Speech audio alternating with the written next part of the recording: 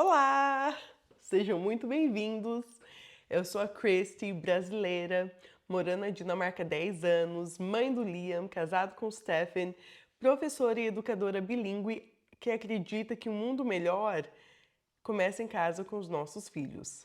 Hoje eu queria vir aqui contar um pouquinho sobre a minha história, a minha própria jornada como alguém que teve uma criação bilíngue, na verdade trilíngue.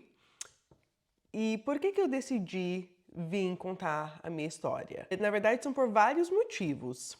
Graças à minha experiência de contato com outras línguas, o inglês, o espanhol, o dinamarquês e hoje em dia o português como língua de herança, isso proporcionou várias oportunidades na minha vida e crescimento em muitas áreas, tanto profissional, pessoal, social, amorosa, quando conheci o meu esposo, e agora também na maternidade. A segunda razão é porque através da minha vivência como professora e educadora, eu tive a oportunidade de acompanhar muitas histórias de famílias que passaram sua língua de herança para seus filhos. E eu via o brilho nos olhos desses pais, dessas crianças. Quando eu acompanhava essas histórias, eu, como professora, ainda não era mãe, né? Não tinha me tornado mãe ainda, eu pensava, eu quero isso para mim. Eu quero ser como essas famílias que têm orgulho da sua história e que, através da língua, passam o seu legado para os seus filhos, que têm como um propósito genuíno. E por isso eu decidi criar esse espaço para poder contar a minha história. Espero futuramente poder vir aqui contar outras histórias, quem sabe a sua história, porque isso inspira outras famílias, ou até futuras famílias, a passarem o português como língua de herança para seus filhos. Bem, vamos lá então para a história. Desde que eu me entendo por gente, eu cresci falando inglês em casa. A minha mãe, que é professora por mais de 35 anos, ela decidiu criar eu e meus irmãos. Sou eu tenho um irmão mais velho e uma irmã mais nova também. Então ela decidiu nos criar falando inglês dentro de casa. Uma curiosidade que eu acho bem legal de destacar é que minha mãe, ela nasceu e foi criada em uma fazenda, tipo no interior do Ceará, e ela só foi aprender o inglês quando ela tinha 20 e poucos anos. Porém, de toda forma, ela fez questão, sabe, de passar essa língua estrangeira, né? No caso, foi o inglês, para nós que somos os filhos dela. Quem sabe um dia eu chamo minha mãe aqui para ela contar um pouquinho mais da história dela. Vamos ver. Acho difícil convencer. Quando a gente já estava um pouquinho mais velho, a minha mãe conheceu o Richard, que é o meu padrasto, que é americano. Eu chamo ele de pai porque eu considero ele como pai, mas é verdade que ele é o nosso padrasto, e ele casou com minha mãe, e isso, por ele ser americano, isso acrescentou ainda mais para o domínio da língua, na parte da cultura. Porém, a pessoa que foi realmente responsável por nos ensinar, alfabetizar, passar o inglês na minha infância toda, sempre foi a minha mãe.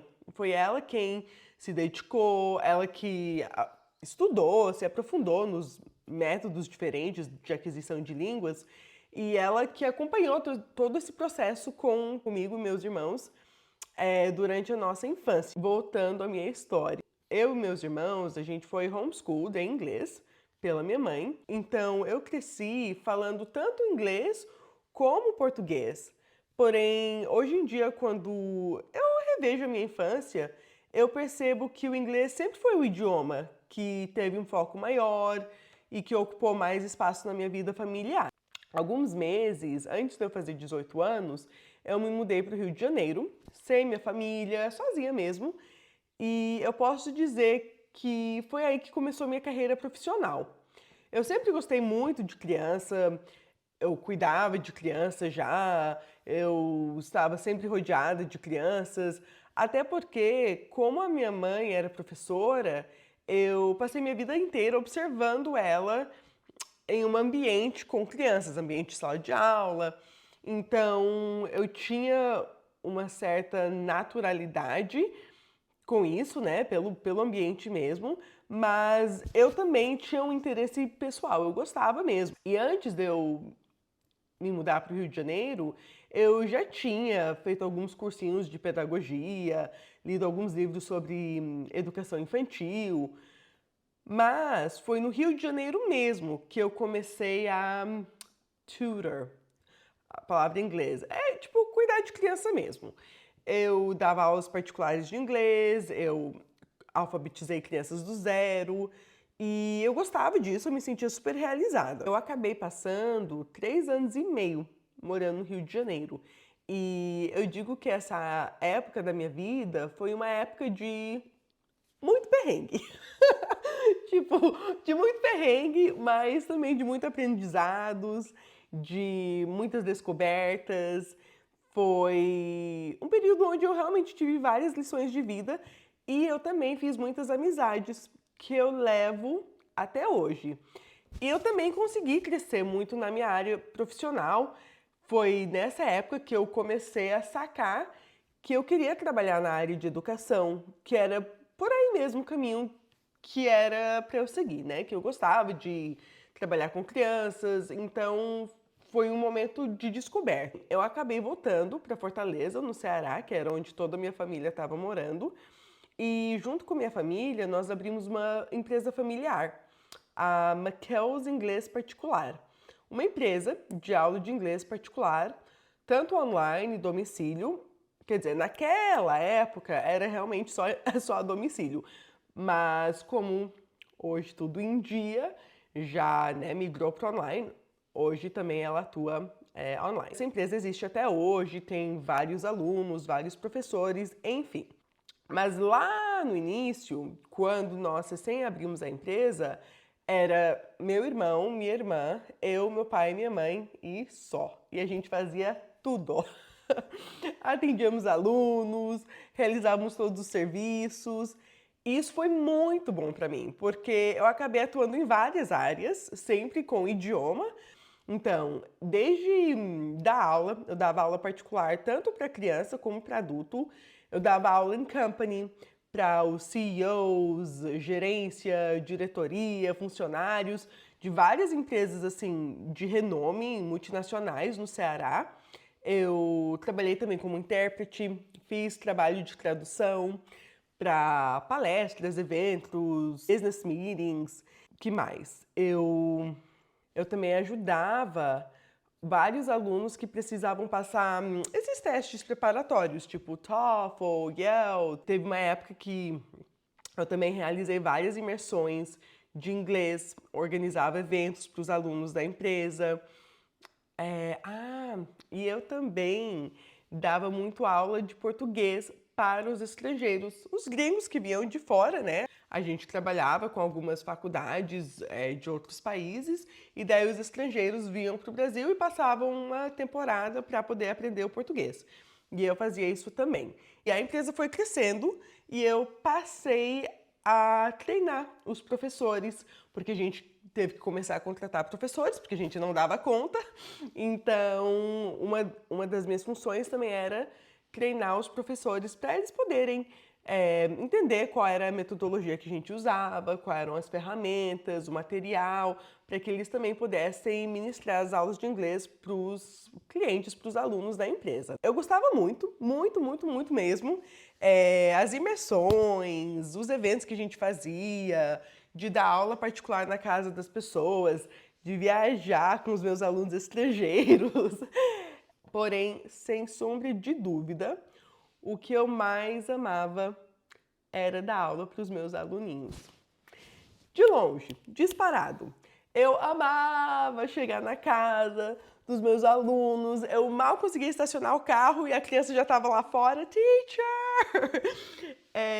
De eu poder ter um impacto tão grande na vida de uma pessoa, mas assim, de uma maneira tão leve, tão gostosa. E era isso. Eu confirmei novamente, né, que trabalhar com crianças realmente era o meu propósito de vida. E daí, como eu gostava tanto de dar aula para as crianças, eu meio que fui passando os outros trabalhos de intérprete, de tradutora, de dar aula de terninho e salto nas empresas Bam Bam Bam. Eu gostava disso, eu achava também legal, mas eu não achava tão legal como correr, cantar, ficar descalça, pintar, jogar jogos, todas aquelas coisas que eu fazia com os meus alunos. Então eu acabei passando esses alunos, esses serviços, para os outros membros da minha família, né? Até porque eles conseguiam fazer isso muito bem. E fiquei praticamente trabalhando só com as crianças, como também treinando os professores que já tinham vindo, né? Já tinham entrado para a empresa para trabalhar junto conosco. Então, foi isso. A vida estava muito boa. Eu tinha zero planos de mudar de vida, de migrar para outro país. Nada contra, até porque hoje em dia eu sou imigrante.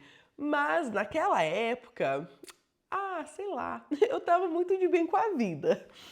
E eu gostava do meu trabalho, eu estava contente.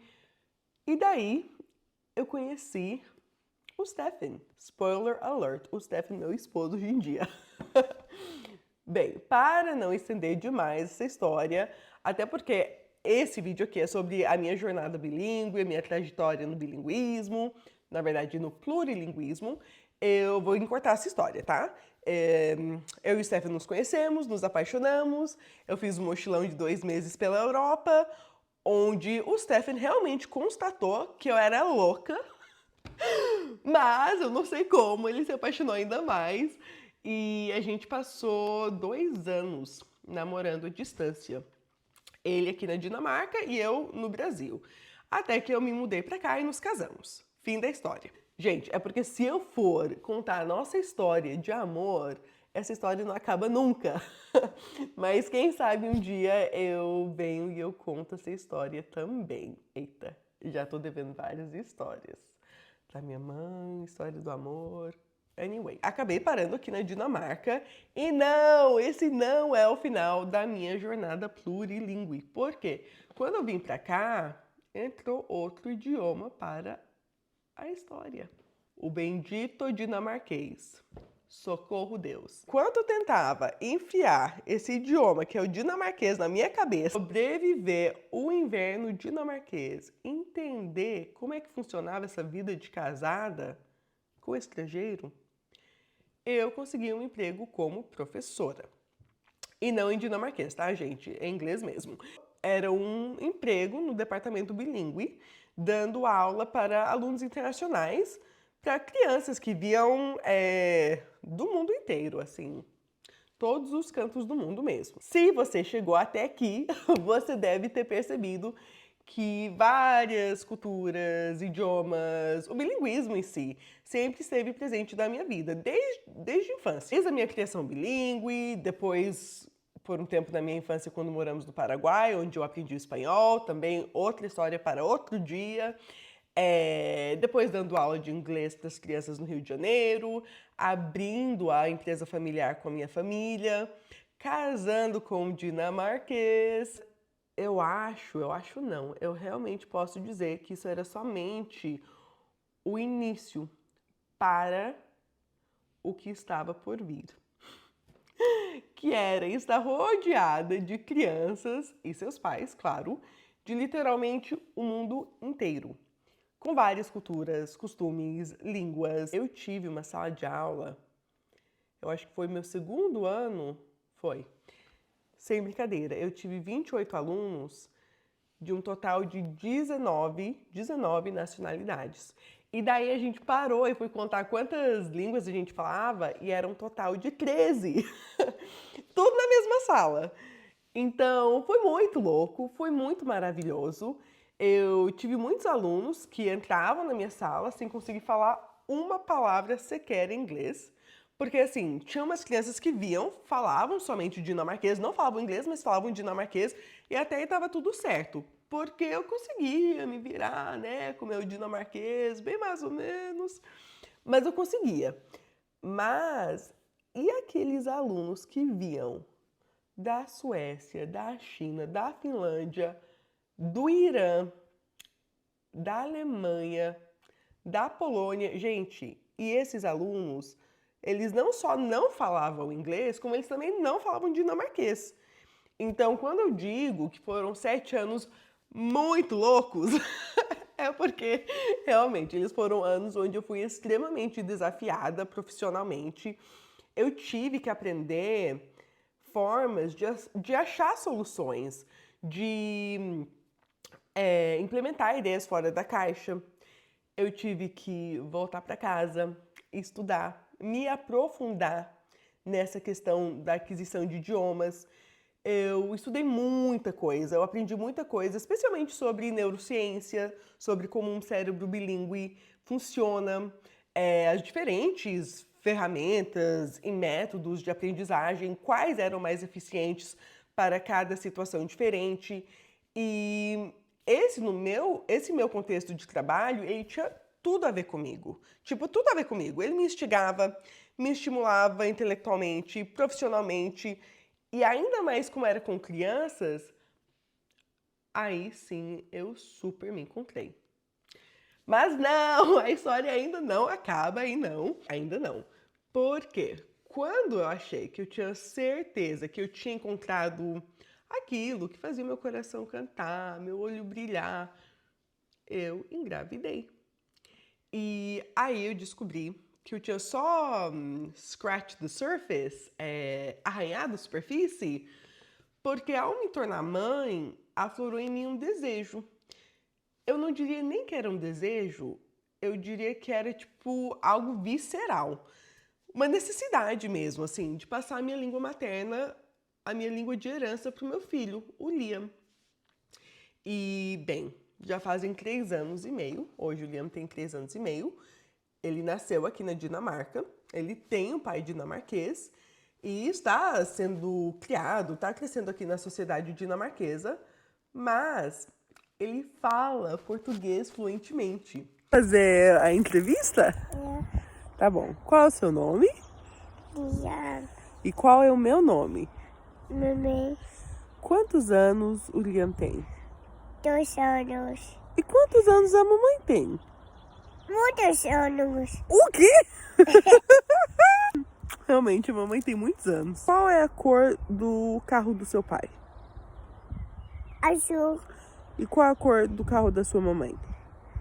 Bordeaux. Qual? Bordeaux. Branco? É cinza. É cinza. Esse que você mais gosta de fazer?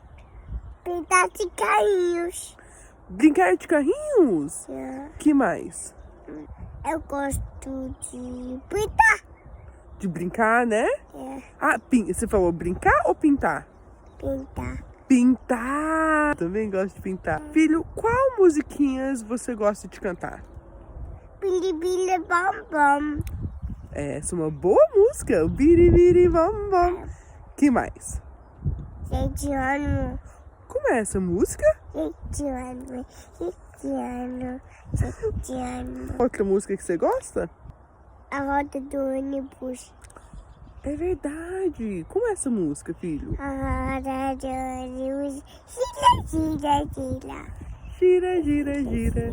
Gira, gira, gira. Em que país o Liam, a mamãe e o papai moram? Na Dinamarca. Na Dinamarca, né? Liam, em que país a tia Rose mora?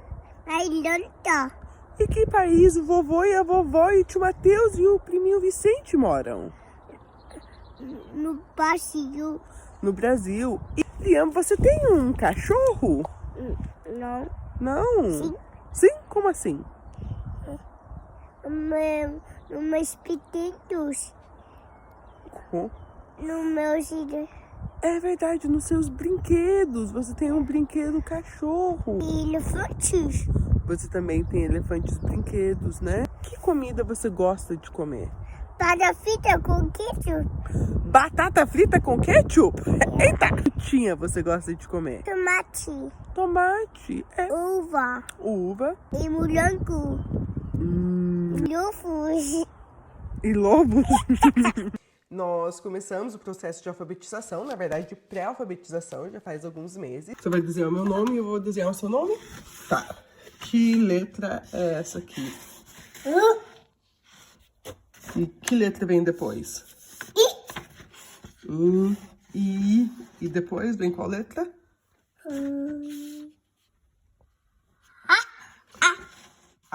A, A.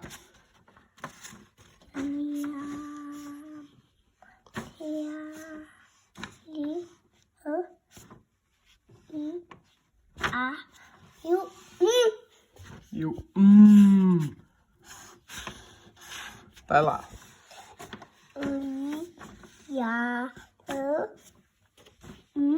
Não.